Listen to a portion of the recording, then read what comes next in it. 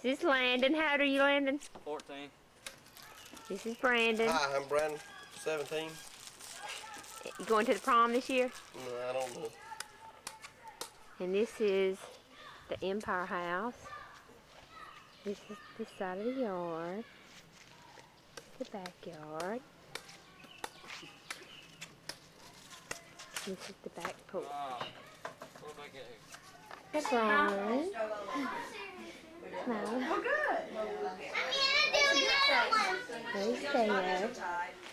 And there's Candy. There's Oh, no, you're not Auntie filming us, are you? Sue. I think you might hurt your dress. Yes, they have. There's Tiger. Hi, Tiger. Okay, it's time. There's almost a newlywed. Hey, you took my spot. There's Now I have to wear Sweetie. person. There's Lauren. And Jerry. Complete silence. There's the boo-boo baby. There you go. We're going to sing 10:30 Our Life Story.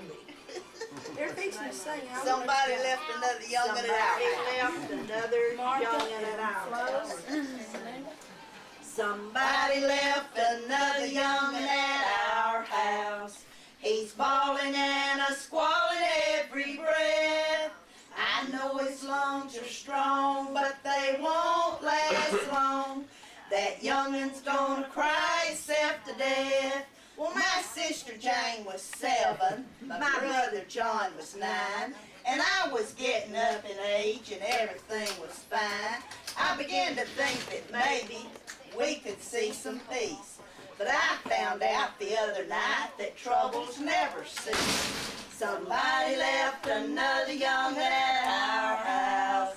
He's bawling and a-squalling every breath. I know his lungs are strong, but they won't last long. That young'un's gonna cry himself to death. Well, now Mama never smiles no more. She sits around the place. And Dad came in from work last night, a stern look on his face. He said, I'm gonna make some changes. Mother said, do tell. I'm awfully glad to hear it. You can start with Martha Nell. Somebody left another young'un at our house. He's bawling and a-squalling every breath. I know his lungs are strong, but they won't last long. That young'un's gonna cry himself to death. We used to go somewhere at night, see a picture show, or maybe sit around the house and play the radio. But the picture shows and the radios, we've had to say goodbye. All we do is hang around and hear them young'uns cry. Somebody left another young'un at our house. He's bawling and a-squalling every breath. I know his lungs are strong, but they won't last long. That young'un's gonna cry himself to death.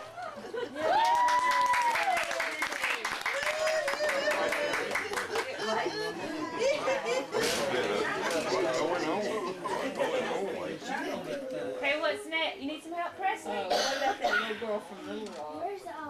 We're just two little girls from Little Rock. We lived on the other side of the tracks. But the gentlemen friends who used to call, they never did seem to mind at all. They came to the wrong side of the tracks. Then someone broke my heart in Little Rock. I up and left the pieces there. Like a little lost lamb I roamed about. I came to New York and I found out that men are the same way everywhere. I was young and determined to be winding down in Herman, and I worked at it all around the clock. But one of these days in my fancy clothes, I'm going back home and punch the nose of the one who broke my heart in Little Rock. Just two little girls from Little Rock. A horse used used to be my closest pal. Though I never did learn to read or write, I learned about love in the pale moonlight. And now I'm an educated gal. I learned an awful lot in Little Rock. And here's some advice I'd like to share. Find a gentleman who is shy or tall, short, tall, young or old, as long as the guy's a millionaire. I was known on Wall Street. I did very well on Wall Street, though I never owned a share of stock. But one of these days I'm gonna buy a bank, then I'm going back home and give my thanks to the one who broke my heart in Little Rock, Little Rock, in Little Rock.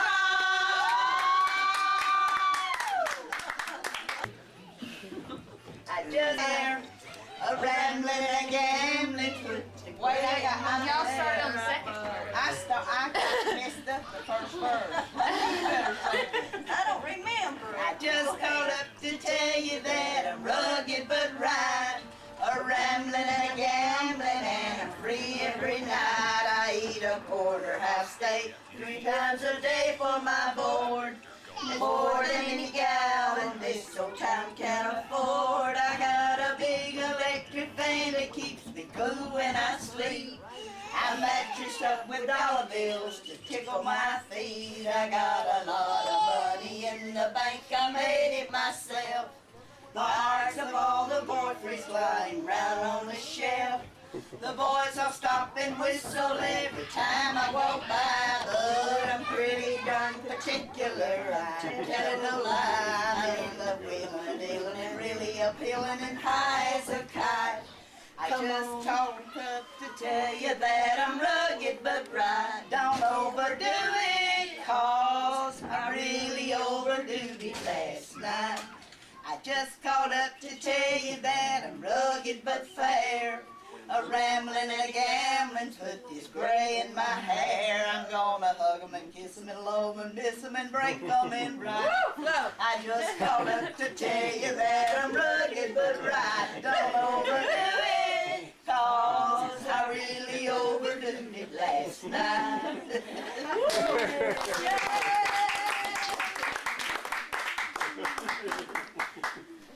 Flo was carrying on out there with One time getting there. Daddy said, I want to whip your ass.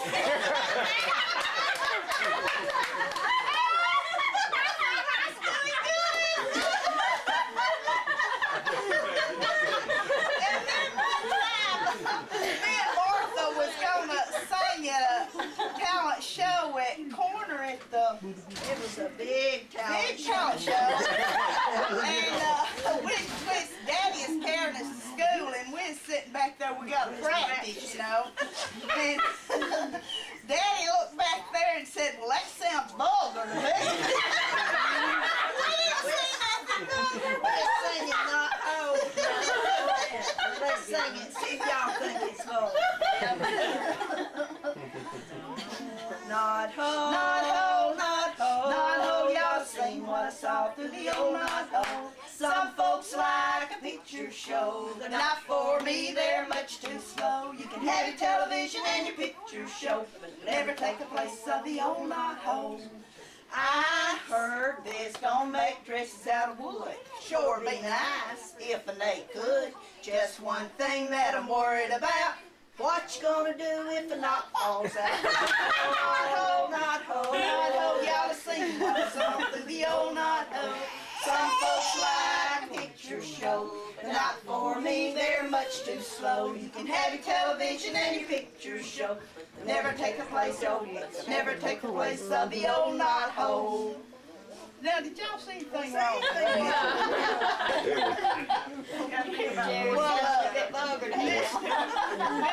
Mr. Wadsworth was pulling the curtain, you know, when different acts had come on, And when we got to the grandpa part, there's a little rail that he was sitting on, and the steps was over there, and we heard kablonk, kablonk, and Mr. Wadsworth had fell off of that thing. He had met my grandpa up there near Coleman when there's moving houses, and got to talking to him for Mr. Wadsworth for a long time, and he, yeah. Mr. Wadsworth was the principal at Corner High School. Y'all win the talent show? We Second got place. second place, and if it hadn't have been for these boys, which you know, they didn't let girls get number one. We would got number one. Yeah, but they were the FHA 14. They went all over. They went all over everywhere. state, There's the Florida. man's fault again. But I went into car in Jasper. You don't know what y'all had. Hey, Mama, can y'all tell us the story about that Ford when they took it to Jim Skinner? Do it some way. When they took the Ford to Jim Skinner? Can you tell me that story? The 57 Chevrolet. Yeah, Chevrolet. Yeah, I want to hear that Well, story. I don't know how to tell it because I don't tell stories real good. You want to tell it, Flo? I don't Well, get into that. Daddy had sore subject. had a little bit too much snorting. So we had this beautiful car. It was Red and white. Red and white 57 Chevrolet. Y'all could just visualize a 1957 Chevrolet in the best Our condition. top. Sharp. Beautiful, Sharp. bright red. And so, Daddy, he had a little bit too much drinking. We had this nice car, and he said, well, I think I'm going to go down to get Jim Skinner and get us an older car. So he did, and he didn't make it home, so when The car broke down. so when we got home, Mother was so mad. She said, I can't believe them kids love that car. Junior and Earl loved that car. I can't believe you took that car down there and just practically gave it away. So we made a plan, and I was working telephone company then, and it was Mother and Flo, would you go? I went, but Mother didn't go. Daddy Sue went. I thought Mother was the main one. Mother, it was Eddie Mother Sue. and Junior. Mother's I plan. remember But Junior it was Betty, and Mother's me. Mother had planned it out anyway. She said She told us and what to do. told us what to do. And Betty, she was always I mean, she just about did anything. She was really an expert in doing what was right. And so we got down there. All we could say was just, that's Yeah, right, that's right, that's We right. want our car back. And Betty Sue said, now, I don't know who was doing the talking, but Betty was supposed to be the Betty one Sue doing to talking. drive it off if Stay if up they around the didn't let us porch, have it. Prissy Jane. So it was up on the show, stay on the special, porch. You it don't was wanna get special any of the wet. week. They had it up on this big thing, you know, showing it. And we passed by there and look at that beautiful car. You know, that They had them all was been and we went in there and Yeah, if you want to come down there. they talked a while, and and Betty told Jim Skinner what had happened, the whole story. And Jim Skinner said, this is one thing, Jim Skinner is a nice guy. He said, you know what I'm going to do? He said, I'm going to give y'all this car back because you know what? I don't want this King family against me. He let us have that car The room back. was full of us, you know, and we said we're gonna get signs and put on our back. And we get that car back, We're going to get the car back one way or the other. and walk around this car place with these Or signs. either you give it to us, or we're gonna have to get it another time. Is that not hilarious? Give that car back to you and wish you well. So that's the. I'm trying to read right. Coming back out. Y'all have to get back and broke down with Okay,